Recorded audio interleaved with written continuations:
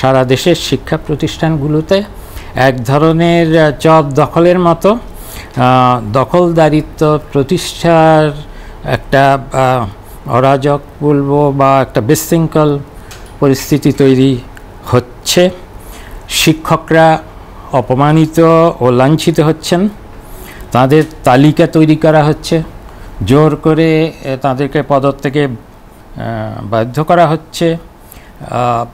এমনকি অনেক ক্ষেত্রে শিক্ষকরা ব্যক্তিগত স্বার্থে ছাত্রদেরকে ব্যবহার করছেন, যেটা খুবই দুঃখজনক। এটা খুবই অনভিপ্রেত একটা বিষয় এবং এটা শুধু যে শিক্ষাঙ্গনের পবিত্রতা ও ছাত্র শিক্ষক সম্পর্কের জন্য ক্ষতিকর শুধু তাই না, তো কোনো কোনো ক্ষেত্রে এটা ফৌজদারি অপরাধও। আমরা শিক্ষা মন্ত্রণালয় থেকে স্থানীয় প্রশাসনকে নির্দেশ দিয়েছি যেন এই ধরনের পরিস্থিতির জন্য যথাযথ প্রতিকারের যথাযথ ব্যবস্থা গ্রহণ করা হয়। বড় দলগুলোর নেতৃস্থানীয় যারা আছেন তাদেরকে অনুরোধ করেছি তাদের অঙ্গ সংগঠনগুলোকে এই ধরনের কাজ থেকে নিবৃত্ত করার জন্য তারা সে ব্যাপারে কথা দিয়েছেন।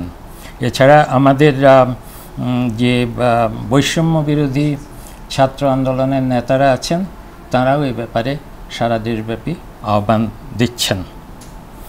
এখন এটা ঠিক যে অনেক দিন ধরে গত 15 বছর ধরে বিভিন্ন শিক্ষা প্রতিষ্ঠানে অনেক দুর্নীতি, অনাচার, অনিয়ম হয়েছে, অনেক অন্যায়ভাবে বঞ্চিত হয়েছেন অনেক শিক্ষকরা অন্যায় সুযোগ নিয়েছেন, অনেক বড় বড় দুর্নীতি হয়েছে। কিন্তু সেগুলার বিষয়ে ব্যবস্থা নিতে গেলে, প্রতিকার করতে গেলে সেটা তো একটা নিয়মমাফিক আইনগত আমাদের নিয়মমাফিকভাবেই এগোতে হবে। বিশৃঙ্খলা সৃষ্টি করে তো কোনো লাভ হবে না। আর যেসব যারা অত্যন্ত বড় বড় গুরুতর অপরাধ করেছেন তাদের কৃতকর্মের জন্য তাদের একটা অপরাধ বোধে তারা তো নিজে থেকেই সরে যাওয়ার কথা এবং সরে যাচ্ছেনও।